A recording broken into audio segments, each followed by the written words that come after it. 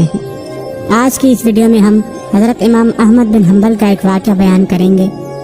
एक मरतबा हज़रत इमाम शाफ़ई ने हज़रत इमाम अहमद बिन हम्बल को ख़त लिखा कि बहुत अरसा हो गया आप हमारे पास तशरीफ़ नहीं लाए हैं, आपसे मुलाकात को जी चाहता है। हज़रत इमाम शाफ़ई रहमतुल्लाह अलैह उस्ताद हैं और हज़रत इमाम अहमद बिन हम्बल उनके शागिर्द हैं। अब ये कैसे हो सकता है कि एक उस्ताद मोहब्बत और अकीदत से अपने शागिर्द को बुलाए और शागिर्द ना आए, और जब उस्ताद हज़रत इमाम शाफ़ई रहमतुल्लाह अलैह जैसा हो और शागिर्द हज़रत इमाम अहमद बिन हम्बल रहमतुल्लाह अलैह जैसा हो, तो ये कैसे हो सकता है कि उस्ताद बुलाए और शागिर्द ना आए। हज़रत इमाम शाफ़ई रहमतुल्लाह अलैह का क़याम मिस्र में था, तो जवाब में हज़रत इमाम अहमद बिन हम्बल ने फ़ौरन अपना प्रोग्राम लिख के भेज दिया कि मैं फ़लाँ दिन और फ़लाँ तारीख़ को मिस्र में आपकी खिदमत में हाज़िर हो रहा हूँ। हज़रत इमाम शाफ़ई ने अपने घर वालों को, अपने मिलने जुलने वालों को और दूसरे उलमा को हज़रत इमाम अहमद बिन हम्बल के आने की इत्तला दी और उनकी दावत और इस्तक़बाल का खुसूसी एहतमाम किया। हज़रत इमाम शाफ़ई ने लोगों को बताया कि भले ही हज़रत इमाम अहमद बिन हम्बल मेरे शागिर्द हैं, लेकिन वो एक बहुत बड़े इमाम हैं और अल्लाह ताला की नज़र में उनका बहुत ही बड़ा मकाम है। तो जिस दिन इमाम अहमद बिन हम्बल को पहुँचना था, उस दिन इमाम शाफ़ई अपने दोस्तों और दूसरे उलमा को लेकर उनके इस्तक़बाल के लिए शहर से बाहर तशरीफ़ ले गए। उस वक्त मिस्र का बादशाह भी हज़रत इमाम शाफ़ई रहमतुल्लाह अलैह का मुतक़िद था, तो वक्त का बादशाह भी अपने अरकान दौलत और वज़रा के साथ उनके इस्तक़बाल के लिए शहर के बाहर पहुँच गया। जब मुकर्ररा वक्त पर हज़रत इमाम अहमद बिन हम्बल पहुँचे तो हज़रत इमाम शाफ़ई ने उनका शानदार इस्तक़बाल किया और फिर इज़्ज़त व एहतराम के साथ उनको लेकर घर पहुँच गए और उनके लिए बेहतरीन खाने का इंतज़ाम किया। उस ज़माने में आम तौर पर औलिया और बुज़ुर्गान की शान ये थी कि वो खाना बहुत ही कम खाया करते थे और रात भर अल्लाह ताला की इबादत किया करते थे। जब हज़रत इमाम अहमद बिन हम्बल खाना खाने बैठे तो बहुत देर तक इस तरह खाना खाते रहे जैसे कि कई रोज़ के भूखे हों। जहाँ दूसरे लोग खाना खाकर फारिग हो गए, वहाँ हज़रत इमाम अहमद बिन हम्बल बहुत देर तक खाना खाते रहे।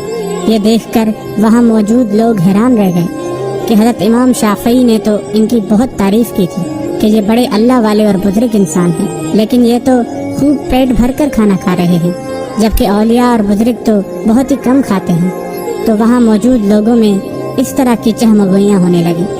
फिर जिस कमरे में हज़रत इमाम अहमद बिन हम्बल के लिए रहने का इंतज़ाम किया गया था, उस कमरे में हज़रत इमाम शाफ़ई की बच्चियों ने मुसल्ला बिछा दिया और वज़ू के लिए एक लोटा पानी और मिसवाक भी रख दिया, ताकि वो जब रात को तहज्जुद के लिए उठें तो उन्हें किसी किस्म की परेशानी ना हो।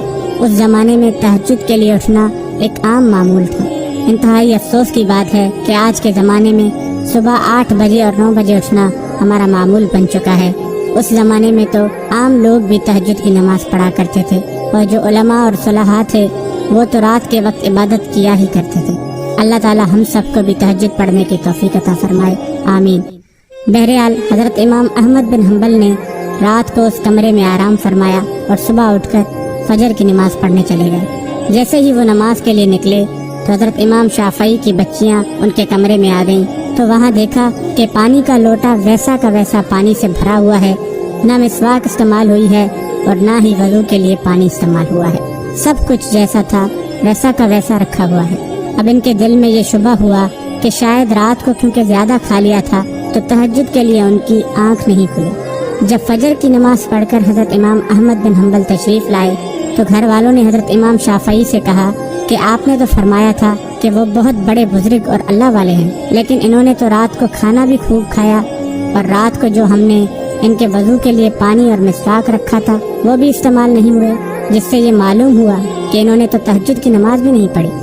अब ये सुनकर इमाम शाफ़ई भी तशवीश और हैरानगी का शिकार हुए। लिहाजा उन्होंने हज़रत इमाम अहमद बिन हम्बल को बुलाया और तन्हाई में ले जाकर उनसे ये पूछा कि इस तरह की बातें सुनने में आ रही हैं कि आपने खाना भी गैर मामूली तौर पर कुछ ज़्यादा खाया और आपके कमरे में जो इस्तेमाल के लिए चीज़ें रखी गई थी वो भी इस्तेमाल में नहीं आई हैं। आखिर क्या बात है? हज़रत इमाम शाफ़ई ने हज़रत इमाम अहमद बिन हम्बल से पूछा कि आप पहले तो ऐसे नहीं थे, क्या यहाँ से जाने के बाद आपके मिजाज में कुछ तब्दीली आ गई है? हज़रत इमाम अहमद बिन हम्बल ने कहा कि हज़रत, मेरे बारे में जो बातें हो रही हैं वो दुरुस्त नहीं है। बात दरअसल ये है کہ میں جس وقت کھانا کھانے کے لیے آپ کے دسترخوان پر بیٹھا اور جس وقت میں نے اس کمرے میں قدم رکھا تو میں نے دیکھا کہ اس کھانے کے حلال اور طیب ہونے کی وجہ سے وہ کمرہ نور سے چکا چوندھ چمک رہا ہے، اور میں نے یہ دیکھا کہ آسمان سے لے کر اس دسترخوان تک انوار کی بارش ہو رہی تھی۔ جب میں نے یہ صورتحال دیکھی تو میں نے سوچا کہ شاید اس سے زیادہ حلال اور طیب کھانا مجھے زندگی میں نہ ملے، لہٰذا جتنا بھی زیادہ اس کو کھایا جا سکے کھا لیا جائے، اس لیے کہ اس کھانے کا ذرہ ذرہ ایمان کو اور دل کو روشن کرنے والا ہے۔ اس لیے مجھ سے جتنا زیادہ کھانا کھایا جا سکا میں نے کھا لیا، اور میں نے یہ نہیں دیکھا کہ کون کتنا کھا رہا ہے اور کون میرے بارے میں کیا سوچ رہا ہے۔ جہاں تک مجھ میں کھانے کی سکت تھی میں کھاتا گیا، اور پھر حلال کھانے سے بد ہضمی بھی نہیں ہوتی بلکہ وہ سریع الہضم ہوتا ہے اور ہمارے اندر جا کر ہمارا جزو بدن بن جاتا ہے اور ہماری روح کو منور کرنے کا ذریعہ بن جاتا ہے۔ الحمدللہ میں نے اس کا اثر محسوس کیا۔ کھانا کھانے کے بعد نہ تو مجھے بد ہضمی ہوئی اور نہ ہی مجھ کو کوئی تکلیف ہوئی۔ پھر کھانا کھانے کے بعد عشاء کی نماز سے فارغ ہو کر جب میں اس کمرے میں پہنچا جہاں آپ نے میرے لیے آرام کا انتظام کیا تھا، وہاں جا کر تو میری حالت ہی بدلی ہوئی تھی اور میرا سونے اور آرام کرنے کو دل ہی نہیں چاہ رہا تھا۔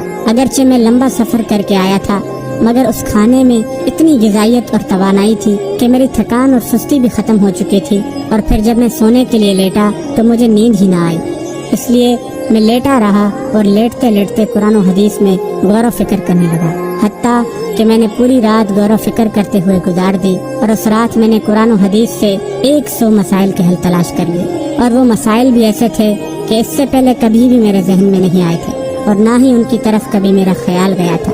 لیکن جب آج کی رات میں نے غور کیا تو مجھے ایسا محسوس ہوا کہ قرآن و حدیث کے علوم اور اسرار میرے سامنے کھلے ہوئے ہیں۔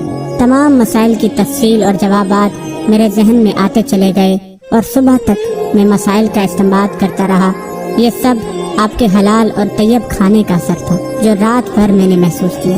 اس لیے تہجد کے وقت نہ تو پانی کا لوٹا استعمال ہوا اور نہ ہی مسواک کی ضرورت پیش آئی، اور وہی عشاء کا وضو میرے لیے فجر میں کام آیا۔ یہ سن کر امام شافعی نے پھر اپنے گھر والوں کو حقیقت سے آگاہ کیا، اور جو لوگ ان کے بارے میں غلط قسم کی باتیں کر رہے تھے ان سے کہا کہ تم نے ان کی شان میں گستاخی کی ہے، لہٰذا ان سے معافی مانگو۔